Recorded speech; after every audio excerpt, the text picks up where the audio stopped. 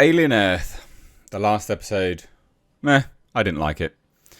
Not massively. This was the last episode which they were in space, and I just thought the crew was a bit dumb. But anyway, I'm not going to get too into that. There is another interesting thing, and this is the writer, director, showrunner Noah Hawley coming out and discussing episode 5, and specifically Elon Musk inspired twist, which I think is a bit of a shame. You know, there's no way that Noah Hawley is looking at Elon Musk in a sort of terms of endearment. You know, he'll be looking at him with an air of resentment just due to politics, I guess. And I always think if you're going to bring real world things into into a sort of a sci-fi reality, it can age it. It can age it. Now, I actually happen to think what they've done thus far has been pretty okay-ish. And it's only just been the last episode that's kind of thrown me off. So I'm not mindlessly hating. But like I said, I do think it's a little bit of a shame. So he comes out and just explains, the episode itself, the Elon Musk inspired twist and just bits and pieces. And I think it's interesting. So let's take a look at this. Please do hit subscribe, turn those bell notifications on. And let's dive right into it, shall we? So as it says here, Alien Earth gave franchise fans an unexpected treat with its 5th episode, a mini Alien movie that feels like the FX drama took Ridley Scott's 1979 original film and reimagined its core elements as a unique 1-hour story. Aptly titled In Space No One, playing off the original film's tagline, the flashback episode showed what happened aboard the ill-fated US CSS Maginot that caused its dangerous creatures to escape and the ship to crash into Earth. I mean, its creatures escaped because the bloody crew are dumb, and that's what I had a massive issue with. Because the thing is, loads of people, their argument against thinking it's fine that the crew are dumb the crew are dumb in every episode, in like every movie. Well, you can forgive them for being dumb in the first movie. They're just truckers.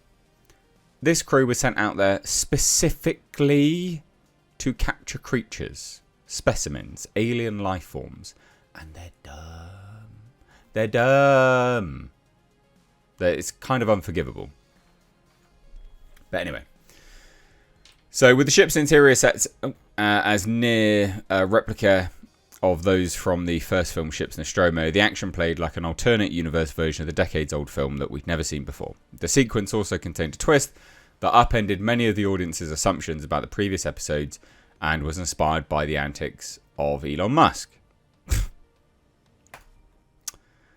This allowed us, in the middle of trying to innovate what the Alien franchise could be as a series, to also pick up the gauntlet for classic Alien to say, we could do classic Alien and do it as well as anyone, Hawley said.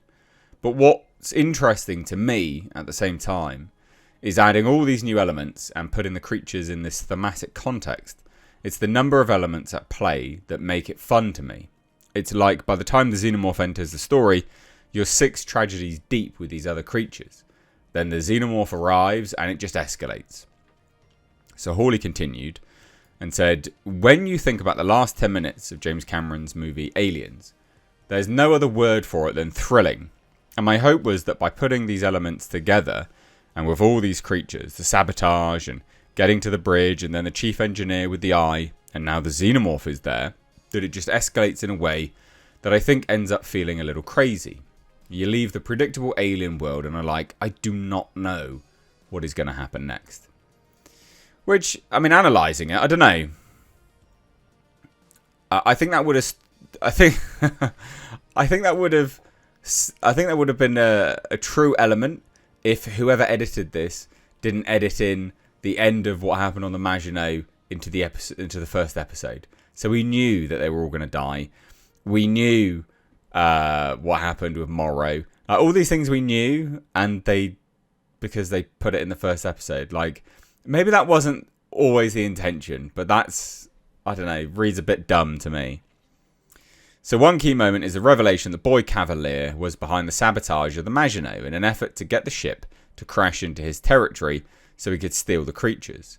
It's a perhaps controversial twist, and I suggest to Hawley that for a famed smartest geek alive genius, this seems like a really dumb plan that should never have worked. But it turns out that the plan's reckless idiocy was kind of the point. I like how the interviewer even points out to him, it's a bit dumb, mate. And then Hawley's like, I don't look at our tech billionaires and think these guys are orchestrating some master plan. I think you have a lot of ADHD billionaires with impulse control issues, and we always look to impose a certain logic on our fiction that doesn't apply to real life. For me, it's a way to tie everything together, and as the show plays out in the rest of the season, we find that the boy genius is not a terribly thoughtful and calculating guy. He has all these ideas, he chases all of them at the same time, and he has never failed, so he thinks failure is impossible. He's trying to launch this immortality product, so why would he do this other stuff? He thinks, oh, well, I could do everything. And then Hawley then suggested the characterization is a comment on Elon Musk. He doesn't say the billionaire's name, but his description seems to clearly point to the Tesla mogul. Says it's a statement on some level about the hubris we're seeing around us by people who think they can go to space, reinvent travel, drill in the earth, and enter politics. I mean, that is, yeah, that's Elon Musk, isn't it? That's who he's referencing. Did Elon Musk drill into the earth? I don't know if he did, but okay. They're doing all of these at the same time when none of them are necessarily being done well. They're just all being done a lot. So throughout the episode, the viewer is also wondering the deal with one character in particular, Andy Yu's crew member Teng, who spied on a fellow crew member in her sleep and seemed rather unpleasant, and then was taken out by the xenomorph. So was he just a creepy human then?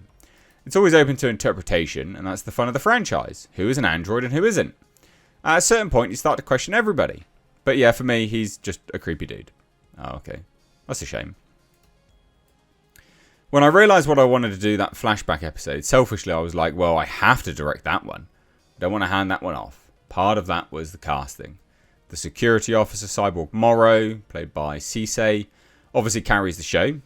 And you need that cast to be memorable instantly.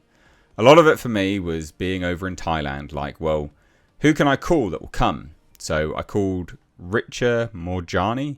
I called Karen Aldridge from Season 4 of Fargo. I called Andy Yu from Season 3 of Fargo. And the great Michael Smiley. And so many great UK actors. They all pop and resonate. So much of what I do in these big ensemble shows is constantly building new worlds. That's funny. Wayland Yutani reference. And you can't really assign that to another director. The specificity of it, I felt like I needed to do. So there you go. I don't have much else to say, really. So apparently there was a commentary on Elon Musk, which, I don't know. Sure, whatever. But some of the commentary here, like, oh, yeah, we could definitely do an Alien episode better than Alien, or as good as Alien. It's like, well, I mean, you can't, but all right, never mind. So there you go. Just thought this was interesting. Leave your thoughts down below. Take care. Bye-bye now.